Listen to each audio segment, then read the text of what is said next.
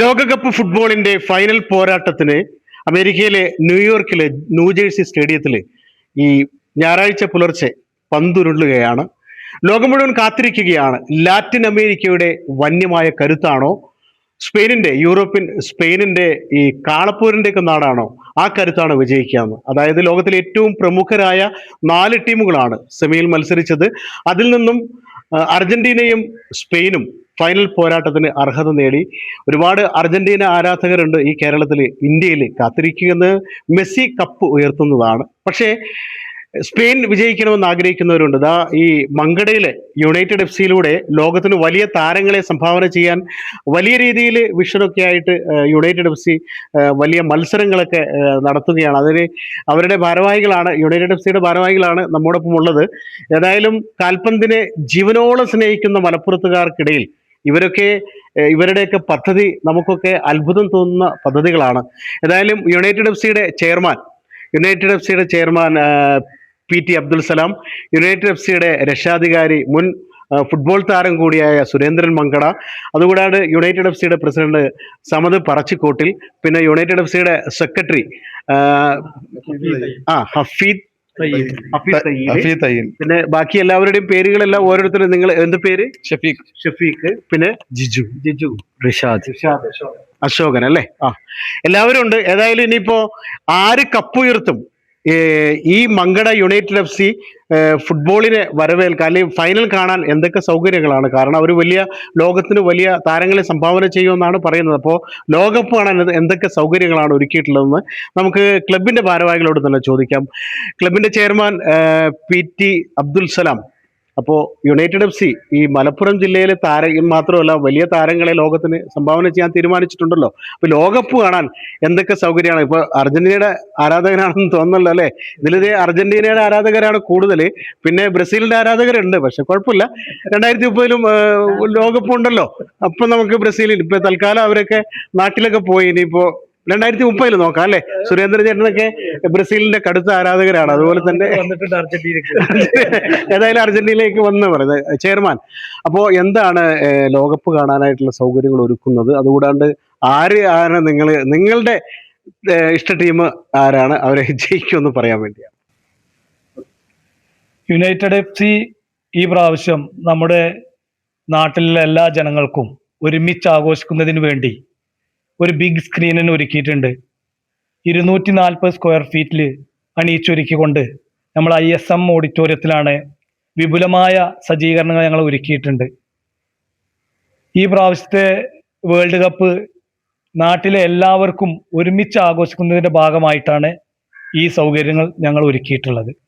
ഇതിനെ കുറിച്ച് കൂടുതൽ ഇനി നമ്മളെ പന്തലിനെ കുറിച്ചാണെങ്കിലും എന്തിനെ കുറിച്ചാണെങ്കിലും നമ്മൾ സുരേട്ടൻ ഇവിടെ ഉണ്ട്. സുരേട്ടൻ അത് വളരെ വ്യക്തമായിട്ട് വിശദീകരിക്കും. ഞാനൊരു അർജന്റീനൻ ഫാനാണ്. മുമ്പ് ഞാൻ ബ്രസീലായിരുന്നു, റൊണാൾഡോ ഒക്കെ ഉള്ള സമയത്ത്. മെസ്സി വന്നതിന് ശേഷം മെസ്സിന്റെ കൂടെയാണ് ഇപ്പോൾ. ഇനി മെസ്സി തീർന്നു കഴിഞ്ഞാൽ ഞാൻ യമാലിന്റെ കൂടെ ആയിരിക്കും. ഇതാണ് പറയാനുള്ളത്. അപ്പോൾ ചെയർമാൻ പറയുന്നത് അദ്ദേഹം നേരത്തെ വേറെ രാജ്യത്തിന്റെ ഒക്കെ ഫാനായിരുന്നു. അങ്ങനെ ഇപ്പോൾ അർജന്റീന ഫാനായി. അർജന്റീന മെസ്സി കപ്പുയർത്തണം എന്ന് ആഗ്രഹിക്കുകയാണ് അദ്ദേഹം. അപ്പോൾ ഇവിടെ മങ്കടയിലെ ഇവിടുത്തെ ഒരു വലിയ ISM ഓഡിറ്റോറിയം അല്ലെ? ISM ഓഡിറ്റോറിയത്തിൽ 240 സ്ക്വയർ ഫീറ്റ് ഉള്ള ഒരു വലിയ ബിഗ് സ്ക്രീനിലാണ് കളി കാണാൻ സൗകര്യം ഒരുക്കുന്നത്. സ്ത്രീകൾക്കും കുട്ടികൾക്കും ഒക്കെ കളി കാണാൻ സൗകര്യം ഉണ്ടാകും. അപ്പോൾ ഇവിടെ ഒരുമിച്ച് ആഘോഷിക്കും. മലപ്പുറം ജില്ലയിൽ ഏറ്റവും വലിയ ഏറ്റവും വലിയ സ്ക്രീനിലാണ് ഇവിടെ മങ്കട യുണൈറ്റഡ് എഫ് സി കളി കാണാൻ സൗകര്യം ഒരുക്കുന്നത്. യുണൈറ്റഡ് എഫ് സിയുടെ രക്ഷാധികാരി മാത്രമല്ല, അദ്ദേഹം കാൽപന്തിനെ ജീവനെ പോലെ സ്നേഹിച്ച് കാൽപന്ത് കളിയിലൂടെ അറിയപ്പെട്ട് അഖിലേന്ത്യാ മത്സരങ്ങളൊക്കെ കളിച്ചിട്ടുള്ള ആളാണ്. ഈ മങ്കടയുടെ താരം എന്ന് പറയാം. അപ്പോ സുരേന്ദ്രൻ മങ്കട, ഇനിയിപ്പോ PT സലാം ചെയർമാൻ പറഞ്ഞതിന് ബാക്കി എന്തൊക്കെയാണ് നിങ്ങൾ ഒരുക്കുന്നത്? ചെയർമാൻ സൂചിപ്പിച്ചു എല്ലാ കാര്യങ്ങളും. പക്ഷെ ഞങ്ങളെ സംബന്ധിച്ച്, യുണൈറ്റഡ് എഫ് സിനെ സംബന്ധിച്ച് എപ്പോഴും ഒരു ചേഞ്ചാണ് ഞങ്ങൾ നോക്കുന്നത്. എന്തൊക്കെ ചേഞ്ച് എവിടെയൊക്കെ ഫുട്ബോളിൽ വരുത്താൻ പറ്റും, ആ ചേഞ്ചാണ് ഞങ്ങളുടെ ഒരു മോട്ടോ ആയിട്ട് വരുന്നത്. ഇതിൻ്റെ ഭാഗമായിട്ടാണ് അക്കാഡമി തുടങ്ങുന്നത്. അതിൻ്റെ ഭാഗമായിട്ടാണ് കുട്ടികൾക്ക് പ്രാക്ടീസ് മറ്റു കാര്യങ്ങൾ, അതൊരു സിസ്റ്റമാറ്റിക് ആയിട്ട് എങ്ങനെ കൊണ്ടുപോകാൻ പറ്റും, അതെങ്ങനെ വേൾഡ് നിലവാരത്തിലേക്ക് കൊണ്ടുവരാൻ പറ്റും, ഇതാണ് ഞങ്ങൾ നോക്കുന്നത്. അതോടൊപ്പം തന്നെ കളി എന്നുള്ളത് വെറൊരു കോച്ചിങ് ക്യാമ്പോ അല്ലെങ്കിൽ കളി മാത്രമല്ല, പകരം കളി കാണലും കൂടി ഒരു ഫുട്ബോളിനെ പിന്നെ പ്രോത്സാഹിപ്പിക്കുന്നതിന് തുല്യമാണ്. അപ്പം അതിൻ്റെ ഭാഗമായിട്ട് തന്നെ ഇപ്പോൾ നമുക്കറിയാം കേരള ഫുട്ബോൾ അസോസിയേഷൻ പല സ്ഥലങ്ങളിലായിട്ട് മലപ്പുറം ജില്ലയിലും അല്ലാതെയും അവർ പല സ്ഥലങ്ങളിലായിട്ടും പിന്നെ പല ഓഡിറ്റോറിയങ്ങളും വാടകയ്ക്ക് എടുത്തിട്ട് ക്ലബ്ബുകളെ കൊണ്ട് നടത്തുന്നുണ്ട്. അവിടെ 250 രൂപ ഫീസ് വാങ്ങിയിട്ടാണ് നടത്തുന്നത്. ഇപ്പോൾ ചങ്ങരംകുളത്ത് നടത്തുന്നത് മലപ്പുറം FC ആണ്. അവിടെ അവർ വലിയ സ്ക്രീൻ വെച്ചിട്ട് അവർ നടത്തുന്നുണ്ട്. പക്ഷേ അവരൊക്കെ സാമ്പത്തികമായിട്ട് പൈസ വാങ്ങിയിട്ടാണ് അവർ നടത്തുന്നത്. പക്ഷേ യുണൈറ്റഡ് FC അതും നമ്മൾ ഫ്രീ ആയിട്ട് ഈ നാട്ടിലുള്ള ആളുകൾക്ക് ഫുട്ബോൾ കാണിക്കുക, എല്ലാവരും ഒന്നിച്ചിരുന്ന് കാണുക, ആഘോഷിക്കുക എന്നുള്ളതാണ്. അതാണ് യുണൈറ്റഡ് FCന്റെ പ്രത്യേകത. മറ്റുള്ള ക്ലബ്ബുകളെ അപേക്ഷിച്ച് സാമ്പത്തികമല്ല നോക്കുന്നത്, മറിച്ച് ഫുട്ബോളിനെ എങ്ങനെ ഡെവലപ്പ് ചെയ്ത് കൊണ്ടുവരാൻ പറ്റും, നാട്ടിലെങ്ങനെ ഒരു പിന്നെ എല്ലാവരും ഐക്യം കാത്തു സൂക്ഷിക്കാൻ പറ്റും, ഇത് തന്നെയാണ് പ്രധാനമായിട്ട് നമ്മൾ ഉദ്ദേശിക്കുന്നത്. പിന്നെ ഞാൻ വ്യക്തിപരമായിട്ട് ഞാൻ പിന്നെ ബ്രസീലിന്റെ ഒരു ആരാധകനാണ്. പിന്നെ ബ്രസീല് പിന്നെ ടെക്നിക്കലായിട്ടുള്ള വശങ്ങളൊന്നും ഞാൻ പറയുന്നില്ല. പലപ്പോഴും ലാറ്റിൻ അമേരിക്കൻ ഫുട്ബോളിന്റെ ഒരു ശൈലി എന്ന് പറയുന്നത് വേറെയാണ്. പക്ഷേ ഇപ്പോൾ ലാറ്റിൻ അമേരിക്കയിലൊക്കെ യൂറോപ്യൻസ് കോച്ചസ് ആയിട്ട് വരുമ്പോൾ വരുന്ന ചേഞ്ചസ് ആണ് ആ കളിയിൽ വരുന്നത്. കാരണം അവർ അറ്റാക്കിംഗ് ഫുട്ബോളാണ് അവർ കളിച്ചിരുന്നത് ലാറ്റിൻ അമേരിക്ക. ഇപ്പോൾ ഇവരിപ്പോഴും അത് തന്നെ കളിക്കുന്നത്. ആര് മെസ്സിൻ ടീമും കളിക്കുന്നത് ഇപ്പോഴും അറ്റാക്കിംഗ് ഫുട്ബോളാണ്. അർജന്റീന ടീം ഇപ്പോഴും അങ്ങനെ അറ്റാക്കിംഗ് ഫുട്ബോളാണ് കളി. നേരെ മറിച്ച് ബാക്കിയുള്ള ടീമുകളൊക്കെ കൊളംബിയ ഒഴിച്ചിട്ടുള്ള ബാക്കിയുള്ള ലാറ്റിൻ അമേരിക്കൻ ടീമൊക്കെ കളിച്ചത് പിന്നെ ഡിഫെൻസീവ് ഫുട്ബോളാണ്. അത് വേറെ കാരണം കളിക്കാരെ കുഴപ്പമില്ല, ഈ പറഞ്ഞ പോലെ തന്നെ അത് കോച്ചസിന്റെ ഇത് വരുന്ന ടെക്നിക്കലി വരുന്ന പ്രശ്നങ്ങളാണ്. അപ്പൊ അതാണ് യൂറോപ്യൻ ഫുട്ബോളിന്റെ ഒരു പ്രത്യേകത എന്ന് വെച്ചാൽ അറ്റാക്കിംഗ് ഫുട്ബോൾ, പ്രതിരോധം മാത്രമല്ല, അതായത് ഇടിച്ചു കയറുക, ഓടിക്കയറുക, അല്ലാതെ പ്രതിരോധത്തിൽ മാത്രം നിന്ന് കഴിഞ്ഞാൽ ചിലപ്പോൾ ആരെങ്കിലും ഒക്കെ വന്ന് ഈ സ്ഥിതിക്ക് സൈഡിൽ കൂടി കൊണ്ടുപോയി ഗോളടിച്ചിട്ട് പോകും. അപ്പൊ കുറച്ച് അങ്ങോട്ടും തിരിച്ച്, അതൊരു നല്ല ശൈലിയല്ലേ? ശൈലിയാണ്. പക്ഷെ കൂടുതൽ സമയം അവർ കാണുന്നത് നമ്മളെ സ്വന്തം ഏരിയയിൽ കളിച്ചിട്ട് ലൂസ് ബോളിന് മാത്രം പോവാണ്. ലൂസ് ബോളിന് മാത്രം പോയിട്ട് ലൂസ് ബോൾ എപ്പോൾ കിട്ടുന്നോ ആ സമയം അത് കൊണ്ടുപോയി സ്കോർ ചെയ്യുക എന്നുള്ളതാണ്. അപ്പം എങ്ങനെ പോകുമ്പോഴും ഒരു ലാറ്റിൻ അമേരിക്കൻ ടീം കളിക്കുമ്പോൾ 4ഉം 5ഉം ഗോളൊക്കെ വരും. നേരെ മറിച്ച് ഒരു യൂറോപ്യൻ ടീം കളിക്കുമ്പോൾ 1 2 ഗോളേ വരുള്ളൂ. അതിനുള്ള കാരണം എന്താണ്? ഫുൾ ടൈം അവർ ഏകദേശം 1.5 മണിക്കൂർ കളിക്കുമ്പോൾ 1 മണിക്കൂർ അവർ ഏരിയയിലാകുമ്പോൾ ഏറ്റവും കൂടുതൽ ബോൾ പൊസഷൻ ആരുടെ അടുത്തെന്ന് ചോദിച്ചു കഴിഞ്ഞാൽ യൂറോപ്യൻസിന്റെ അടുത്താവും. അതാണ് ലാറ്റിൻ അമേരിക്കയും തമ്മിലുള്ള വ്യത്യാസം. ഒരു കാര്യം കൂടി ചോദിക്കട്ടെ. മറ്റന്നാള് ഞായറാഴ്ച സ്പെയിൻ കാളപ്പൂരിന്റെ നാള്, അതായത് യൂറോപ്യൻ ഫുട്ബോളിന്റെ വന്യ ശക്തിയോടുകൂടി അവർ മത്സരിക്കാൻ ഇറങ്ങുന്നു. യമാലക്കൊണ്ട്, അതായത് മെസ്സി പണ്ട് കുളിപ്പിച്ച് അങ്ങനെയൊക്കെയുള്ള ഓരോ സംഭവങ്ങൾ വരുന്നുണ്ടല്ലോ. അപ്പൊ ഈ എന്താ പറയാ, ആ കുഞ്ഞും മെസ്സിയും ഒക്കെ ഒരുമിച്ച് വലുതായിട്ടെങ്കിൽ ഏറ്റുമുട്ടുകയാണ്. ബ്രസീൽ ഏതായാലും നാട്ടിൽ ചെയ്യുന്നു. ഇപ്പൊ സുരേന്ദ്രൻ ചേട്ടൻ ബ്രസീൽ ആരാധകനാണ്. അവരേതായാലും നാട്ടിലെത്തി. ഇനിയിപ്പോ അവർ കളി കാണട്ടെ. 2030 നമുക്ക് നോക്കാൻ വന്നേ. ഈ അർജന്റീനയും സ്പെയിനും ഏറ്റുമുട്ടുമ്പോ ആര് ജയിക്കുമെന്നാണ് സുരേന്ദ്രൻ മങ്കട? അല്ല, അത് ആര് ജയിക്കും എന്നുള്ളത് ഇപ്പൊ അങ്ങനെ പറയാൻ കഴിയില്ല. കാര്യം എന്താ വെച്ചാലും പിന്നെ ഫ്രാൻസുമായിട്ട് പിന്നെ ഈ സ്പെയിൻ കളിച്ച കളി, ഫ്രാൻസിന് ഫുട്ബോൾ എന്താന്ന് തന്നെ മനസ്സിലായിട്ടില്ലെന്ന്. ഈ ടൂർണമെന്റിൽ ഏറ്റവും നല്ല ടീമായി കളിച്ചത് ഫ്രാൻസാണ്. അവർ അറ്റാക്കിംഗ് പിന്നെ ഇതാണെങ്കിലും അവർ ഡിഫെൻസീവ് ആണെങ്കിലും ഗോൾ കീപ്പർ ആണെങ്കിലും മിഡ്ഫീൽഡ് ആണെങ്കിലും എല്ലാം ടോപ്പായിരുന്നു. പക്ഷേ ആ അറ്റാക്കിംഗ് പറഞ്ഞ ഈ 3 കളിക്കാർ പോലും എംബാപ്പെ അടക്കമുള്ള കളിക്കാർക്ക് അന്ന് ബോൾ കിട്ടുന്നില്ല. അപ്പൊ ആ ഒരു ശൈലിയാണ് സ്പെയിൻ എടുത്തത്. അതേമാതിരി എന്ത് ശൈലിയാണ് അവർ എടുക്കുക എന്നുള്ളത് പിന്നെ നമുക്ക് കളി കണ്ടാനേ പോലും. അതേപോലെ തന്നെ അർജന്റീനയെ സംബന്ധിച്ചുള്ള ഗുണം എന്താ വെച്ചാൽ അർജന്റീനയുടെ ആ ഒരു കോച്ചിന്റെ അടുത്ത് ഭയങ്കര ടെക്നിക്ക് ഉണ്ട്. കാരണം ലാസ്റ്റ് മിനിറ്റ് ആകുമ്പോൾ അവർ എത്ര ഗോൾ വാങ്ങിയാലും അവർക്ക് വിഷയമില്ല, അവർ തിരിച്ചടിക്കുക എന്നുള്ളതാണ്. അതിന് പറ്റിയ യങ്സ്റ്റേഴ്സ് അവരുടെ അടുത്ത് ഉണ്ട്. അതുകൊണ്ട് അത് പ്രവചനാതീതമാണെന്നാണ് ഞാൻ പറയാം. ഏതായാലും കാൽപന്ത് കളിയിൽ കുറെ ഈ നാട് മൊത്തം അറിയുന്ന സുരേന്ദ്രൻ മങ്കട തന്നെ പറയുന്നത്, സ്പെയിനും അർജന്റീനയും ഏറ്റുമുട്ടുമ്പോൾ ആര് ജയിക്കുമെന്ന് പ്രവചിക്കാൻ പറ്റില്ലെന്ന് അദ്ദേഹം പറയുന്നത്. ഏതായാലും കളി കാണാൻ ഒരുക്കിയ സൗകര്യങ്ങൾ ഈ മങ്കടയിലെ ഒരുപക്ഷെ ഏറ്റവും വലിയ സൗകര്യങ്ങളാണ് മങ്കടക്കാർക്ക് വേണ്ടി ഒരുക്കുന്നത്. ആഘോഷം. അതുകൂടാതെ ഈ ഫുട്ബോളിനെ മാത്രമല്ല, ലഹരിക്കെതിരെയുള്ള ഒരു വലിയ ബോധവൽക്കരണ പ്രചാരണ പരിപാടിക്ക് കൂടി ഈ മങ്കട യുണൈറ്റഡ് FC ഈ ഫൈനലിന് മുമ്പ് എന്തോ ഒരു പ്രചാരണ പരിപാടി കൂടി തുടങ്ങുന്നുണ്ട്. അത് നമുക്ക് ക്ലബിന്റെ പ്രസിഡന്റ് സമദ് പറച്ചിക്കോട്ടിലിനോട് ഒന്ന് ചോദിച്ചറിയാം, എങ്ങനെയൊക്കെയാണ് തീരുമാനം എടുത്തിട്ടുള്ളതെന്ന്.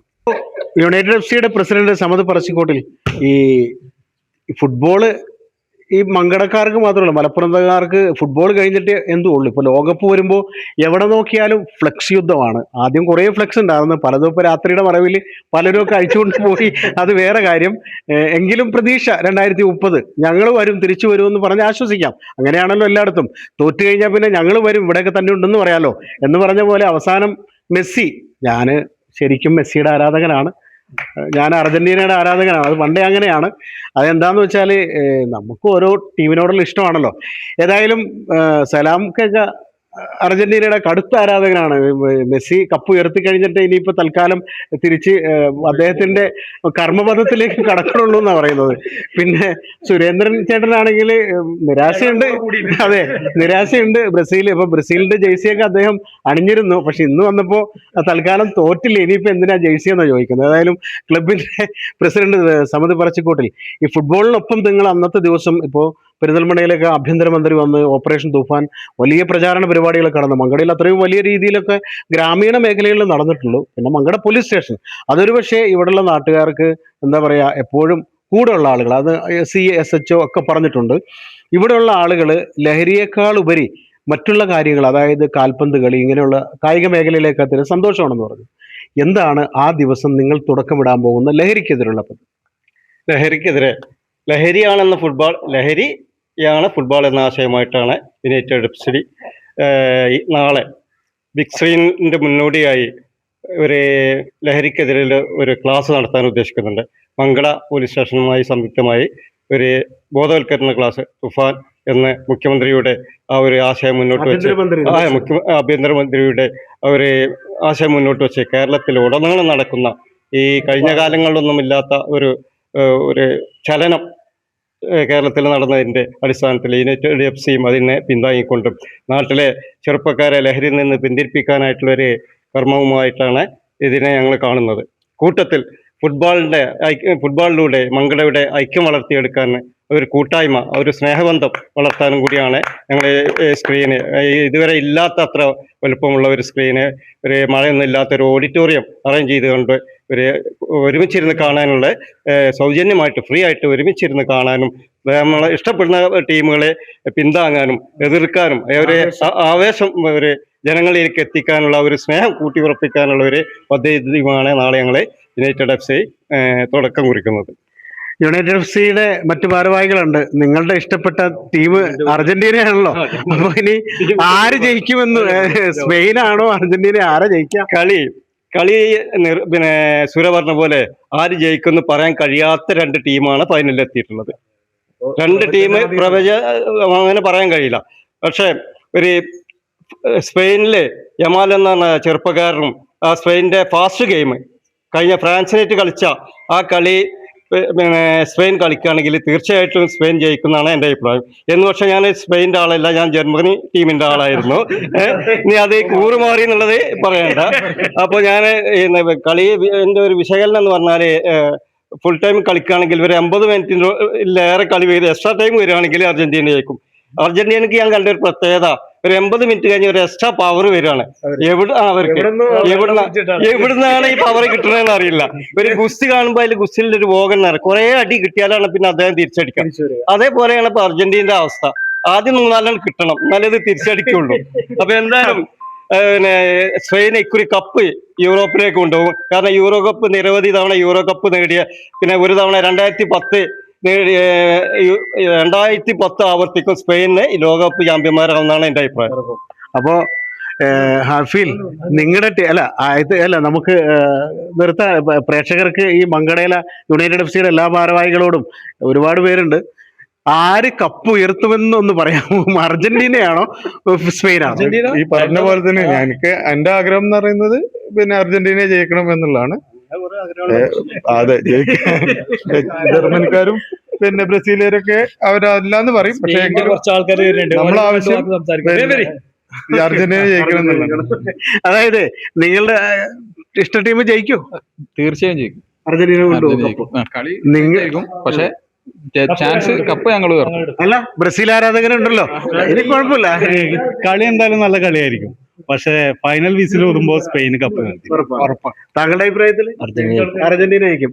സ്പെയിനിന്റെ ആളുകളുണ്ടല്ലോ. അല്ല, സ്പെയിൻകാരെ നിങ്ങള് ഫൈനലിൽ കയറി. മറ്റേ ബ്രസീലുകാരൊക്കെ നാട്ടിലെത്തി. പല ബ്രസീലുകാരും ജേഴ്സിയൊക്കെ മാറ്റി ഒക്കെയാണ് വന്നിട്ടുള്ളത്. അവര് ആശ്വസിപ്പിക്കുന്നുണ്ട് നമ്മൾ, കുഴപ്പമില്ല, ഇനി സമയമുണ്ടല്ലോ എന്ന്.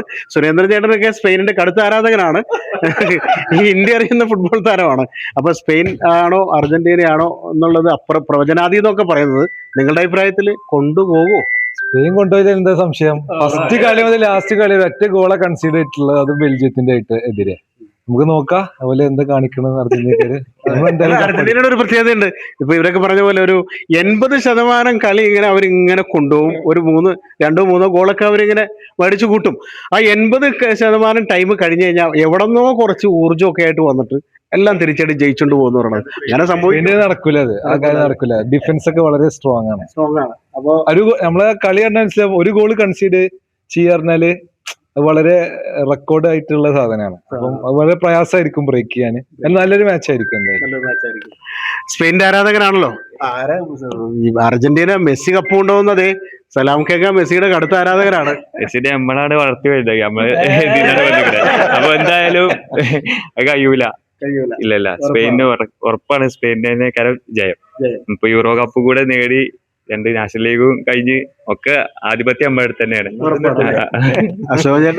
തീർച്ചയായിട്ടും ഞാൻ ബ്രസീലിന്റെ ഒരു ആരാധകനാണ്. അതോടൊപ്പം തന്നെ ഞാൻ അർജന്റീനയുടെ ആരാധകൻ തന്നെയാണ്. കാരണം മെസ്സി ഇത്രയും 39-ാം വയസ്സിൽ ഈ ലോകത്തെ മുഴുവൻ ത്രസിപ്പിക്കാൻ കഴിയുന്ന ഒരു പ്ലെയർ ഉണ്ടെന്നുള്ളത് ശരി തന്നെയാണ്. അതുകൊണ്ട് അർജന്റീനയ്ക്ക് ഒരു സാധ്യത കാണുന്നുണ്ടെങ്കിൽ കൂടിയിട്ട് 50-50% ഞാൻ കൊടുക്കുന്നത്. കാരണം സ്പെയിൻ അത്രയും നന്നായിട്ടാണ് ഫ്രാൻസിനൊക്കെ പൂട്ടിയത്. ഇന്ന് ഈ ലോകകപ്പിൽ ഏറ്റവും സാധ്യത കൽപ്പിച്ചൊരു ടീമായിരുന്നു ഫ്രാൻസ്. അവര് വളരെ സിമ്പിളായിട്ട് അവർ കൈകാര്യം ചെയ്തു. അപ്പോൾ അർജന്റീനയ്ക്കുള്ളൊരു ഉപദേശം എൻ്റെ വക എന്ന് പറയുന്നത് വെച്ചാൽ, ഇംഗ്ലണ്ടിനായിട്ട് കളിച്ച കളിയൊന്നും സ്പെയിനായിട്ട് നടക്കില്ല. കാരണം 90 മിനിറ്റും ഒരേ സ്റ്റൈലിൽ കളിക്കുന്ന ടീമാണ് സ്പെയിൻ. അപ്പോൾ തീർച്ചയായിട്ടും ലീഡ് മുന്നിൽ വേണം. അതോടൊപ്പം കളി നന്നാക്കണം. മെസ്സിക്ക് പണി കൂടും. മെസ്സിക്ക് പണി കൂടും. മെസ്സി കളി പഠിച്ചത് ബാഴ്സലോണിലാണ്. ആ കളിക്കാരെ കംപ്ലീറ്റ് മനപ്പാടാണ്. അത് വെച്ചിട്ട് മെസ്സി ഗോളടി. പിന്നെന്താ, സ്പെയിനിൽ ബാഴ്സലോണയിലാണ്, ശരിയാണ്. മെസ്സി അവിടെയാണ് കളി പഠിച്ചതെന്നല്ല, അതിലൂടെയാണ് ലോകം ശരിക്കും അറിയുന്ന ഒരു കളിക്കാരനായത്. അതിലൂടെയൊക്കെയാണ് ഇന്നിപ്പോ അദ്ദേഹം ലോകത്തിലെ ഫുട്ബോൾ ആരാധകരുടെ ഹൃദയത്തിൽ ജീവിക്കുന്ന വലിയ താരങ്ങളുണ്ട്. ഒരുപക്ഷെ നമുക്കൊക്കെ അവരാരും അല്ലെങ്കിൽ പോലും അവരൊക്കെ നമ്മുടെ എല്ലാമാണ്, അല്ലെ? അങ്ങനെയാണ് ശരിക്കും പറഞ്ഞു കഴിഞ്ഞാൽ അങ്ങനെയല്ലേ സുരേന്ദ്ര ചേട്ടാ? നമുക്കൊക്കെ നമ്മുടെ ബന്ധുവോ നമ്മുടെ ആരുമല്ല, പക്ഷെ നമ്മുടെയൊക്കെ എല്ലാമാണ്. നമുക്ക് ഏറ്റവും പ്രിയപ്പെട്ടവരാണ്. അപ്പോ യാത്ര ചെയ്യാൻ അപ്പൊ അവസാനമായിട്ട് ക്ലബിന്റെ ചെയർമാൻ തന്നെ പറയട്ടെ, ലഹരിക്കെതിരെ ബോധവൽക്കരണമൊക്കെ നടക്കണം. അതുകൂടാതെ ഇനിയിപ്പോ ഈ ക്ലബ്ബ് വലിയ സ്ക്രീനിൽ ഫുട്ബോൾ കാണാൻ അവസരമൊക്കെ ഒരുക്കുന്നു. അപ്പൊ ഈ വരുന്നവർക്ക് ഉള്ള എല്ലാ സൗകര്യങ്ങളും ഒരുക്കിയിട്ടുണ്ടോ? അവസാനമായിട്ട് ഉറപ്പായിട്ടും മെസ്സി തന്നെ കപ്പ് കൊണ്ട് പോകുന്നു, ഒന്നും കൂടി ചെയർമാന്റെ വകയായിട്ട്. അതിൽ അങ്ങനെ സംശയമൊന്നുമില്ല. അതായത് ഈ കപ്പ് കൊണ്ടുപോകണിൽ അങ്ങനെ സംശയമല്ല. ഞങ്ങൾ നന്നായി കളിച്ചാണ്ട് ആ കപ്പ് ഞങ്ങൾ ഈ പ്രാവശ്യം എടുത്ത് ലാസ്റ്റ് ഒരു വിരമിക്കൽ എന്നുള്ള രീതിയിൽ ഈ കപ്പ് നേടാതെ വിരമിക്കാനാവൂല എന്ന് വിചാരിച്ചിട്ടാണ്. തീർച്ചയായിട്ടും. പിന്നെ എല്ലാ സൗകര്യവും നമ്മൾ അവിടെ ഓഡിറ്റോറിയത്തിൽ ഒരുക്കിയിട്ടുണ്ട്. സ്ത്രീകൾക്കും കുട്ടികൾക്കും എല്ലാവർക്കും കളി കാണാനുള്ള സൗകര്യം ഒരുക്കിയിട്ടുണ്ട്. ഒരു 10 മുതൽ നമ്മൾ അവിടെ എല്ലാം സജീവമായിട്ട് എല്ലാ ആളുകളും ഉണ്ടാവും. യുണൈറ്റഡ് എഫ്സിന്റെ ഭാരവാഹികളും ഈ യുണൈറ്റഡ് എഫ്സിന്റെ ഭാരവാഹികൾ എന്ന് പറഞ്ഞാൽ നമ്മളൊരു 10-25 ക്ലബ്ബുകളുള്ള ആ അംഗങ്ങൾ മൊത്തം, പിന്നെ ഈ നാട്ടിലെ എല്ലാ ജനങ്ങൾക്കും വേണ്ടിയിട്ടാണ് അത് നടത്തുന്നത്. നമ്മളെ കുട്ടികൾ വഴി തെറ്റി പോവാതിരിക്കാനുള്ള ഒരു മാർഗം കൂടിയാണ് ഈ ഫുട്ബോൾ എന്ന് പറഞ്ഞത്. നമ്മളെല്ലാവരും ഇതിന് ഇറങ്ങിയിട്ടുള്ളത്. നന്നായിട്ട് അർജന്റീന ഉഷാറായി കളിച്ച് ആ കപ്പ് ഞങ്ങൾ നേടി ആ വിജയം ഞങ്ങൾ ആഘോഷിക്കും. ക്ലബിന്റെ വൈസ് പ്രസിഡന്റ് സെയ്ദാലി, അതായത് അർജന്റീന ജയിക്കോ സ്പെയിൻ ജയിക്കോ ആരും ഉണ്ടോ? അർജന്റീന ജയിക്കും. ഉറപ്പാണ്. ഒരു മാറ്റമില്ല. ഫുട്ബോളിനെ അതിരറ്റ് സ്നേഹിക്കുന്ന മങ്കടയിലെ യുണൈറ്റഡ് എഫ് സി അവർ ലോകത്തിന് വലിയ താരങ്ങളെയൊക്കെ സംഭാവന ചെയ്യാനുള്ള എല്ലാ തയ്യാറെടുപ്പുകളാണ്. ലഹരിക്കെതിരെ ജനങ്ങളെ അണിനിരത്തി വലിയ പ്രചാരണ പരിപാടികൾ, അതുകൂടാതെ ഫുട്ബോളിന് വേണ്ടി ഒരുപാട് കാര്യങ്ങളൊക്കെ അവർ ചെയ്യുന്നുണ്ട്. ഏതായാലും ഇവരോട് ചോദിച്ചപ്പോൾ ചിലവർ പറഞ്ഞ് അർജന്റീനയുടെ അർജന്റീന കപ്പ് കൊണ്ടുപോകും, സ്പെയിൻ കൊണ്ടുപോകും എന്ന് പറഞ്ഞു. അവരുടെ പദ്ധതികൾ പറഞ്ഞു. ഏതായാലും ഞായറാഴ്ചയ്ക്ക് ശേഷം തിങ്കളാഴ്ച രാവിലെ ആവുമ്പോൾ അർജന്റീനയുടെ ആരാധകരാണോ ആഘോഷിക്കുക, സ്പെയിനിന്റെ ആരാധകരാണോ ആഘോഷിക്കുക എന്ന് നമുക്ക് കാത്തിരുന്ന് തന്നെ കാണേണ്ടി വരും. അർജന്റീനക്കാരാണെങ്കിൽ അവരാഘോഷിക്കട്ടെ, സ്പെയിൻ ആണെങ്കിൽ അവരാഘോഷിക്കട്ടെ. പക്ഷേ ഫുട്ബോൾ എല്ലാവരെയും ഒരുമിപ്പിച്ച് നിർത്തുന്നു എന്നത് തന്നെയാണ് ഇതിന്റെ ഏറ്റവും പ്രധാനപ്പെട്ട ഘടകം. അപ്പൊ ആര് ജയിച്ചാലും ഇവര് തന്നെ പറയും ആരാണ് ജയിക്കേണ്ടത്, എങ്ങനെയാണ് ഈ ലോകകപ്പിന്റെ അവസാന എൻഡിലേക്ക് നീങ്ങേണ്ടത്. നിങ്ങൾ തന്നെ പറഞ്ഞോളൂ.